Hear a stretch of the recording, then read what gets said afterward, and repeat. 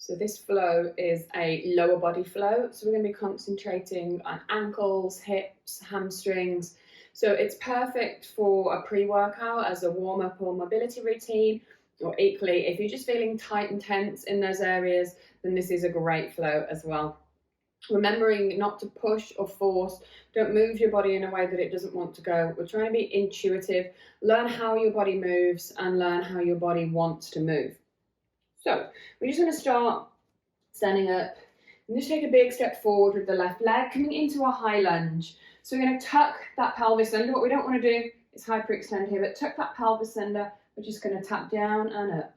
Keep that tilt, tap down and up. So we're working into this right hip flexor. Down and up. Down and up. Do that one more time. And tap down. This time we're going to stay down here. We're going to lift that right arm up. And come into a side bend. Just gently bending it over. Start to feel that stretch into the right side body.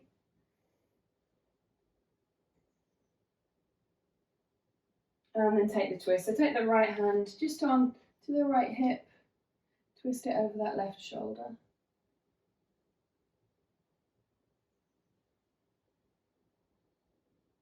And then come back to center. Just going to take that knee over the ankle this time.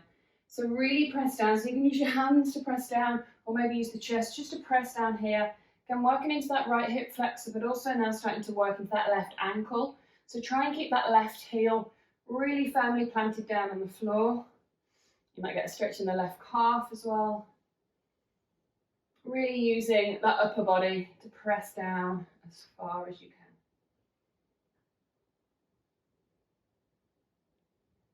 And then bringing it back into half split. Starting to straighten that front leg, draw the left toes back and almost drag the left heel back, guide the left hip back, so you're going to get a nice stretch in that left glute as well. Draw that back. And then just bring that left knee back, and then we're going to come into a toe stretch. So tuck those toes under, sit the seat back, take the hands to the thighs or on the knees. So this can sometimes feel like really, really intense. If it's too much, then you can just put a little bit of weight into the hands, take it out of the toes a bit. If not, then staying here. So obviously we're on our feet for a lot of the time, and the feet are an area that we tend to neglect, and it can get super tight underneath, especially if we tend to spend a lot of time running, jumping. So this is just a really nice way just to stretch it out. So just hang on here.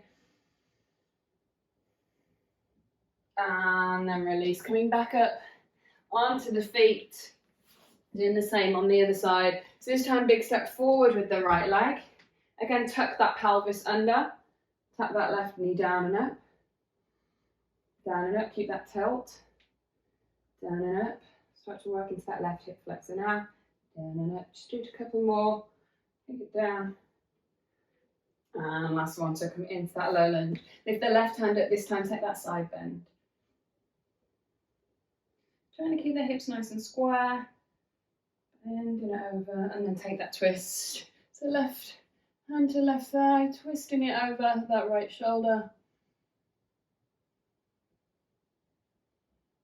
And then work again into that half split. Draw those right toes back. Again, drag this right heel back, this right hip back. Start to feel that stretch here in that glute.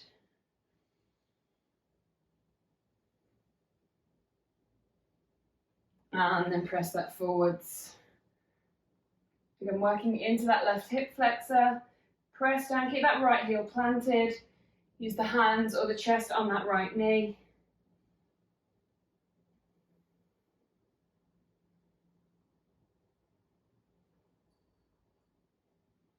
Stay here for another second. And then bring it back. Then come into a wide stance. Just taking the feet wider than hip width. Hinge from the hips, come down towards the floor. So you can take the hands down onto the floor, or maybe come down onto the forearms, whatever works for you, whatever feels best. Just start to work into that groin, into those hips, maybe just rocking it between heels and toes, and then just putting a little bit of movement in. So send the ribs out to one side, and then another. I'm just going to walk the hands then over to the left. Press back with that right hip a little bit. Really flare those ribs out to the side.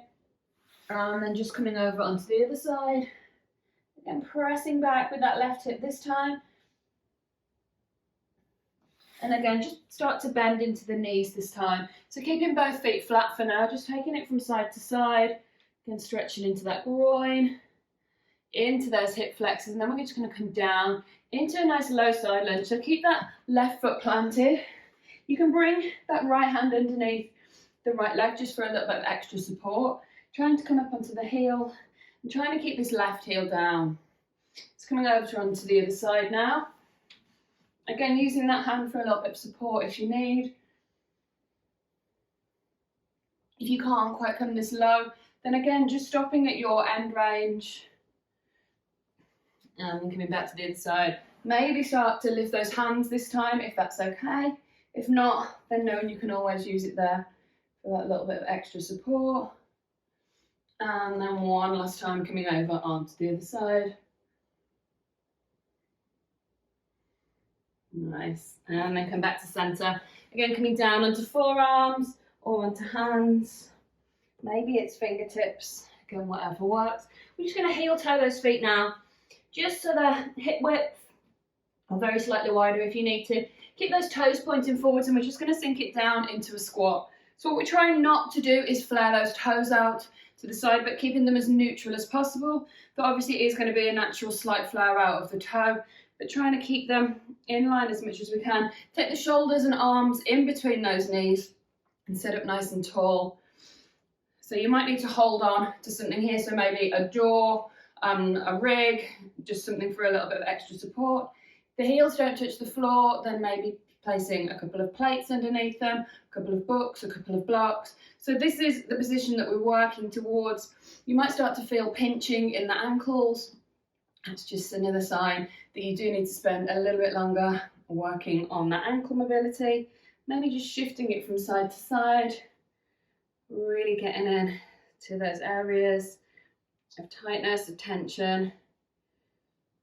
You can stick it out here for as long as you have, as long as you need, or as long as feels good. And then when you're ready, just gently coming out, rolling it up. Give the shoulders a big roll, and you are done. Ready to carry on with your day, with your workout. Hopefully, as I say, adding that into your daily mobility routine, you will start to see some differences in both your everyday life and either your lifting, your running, or your working out. So thank you.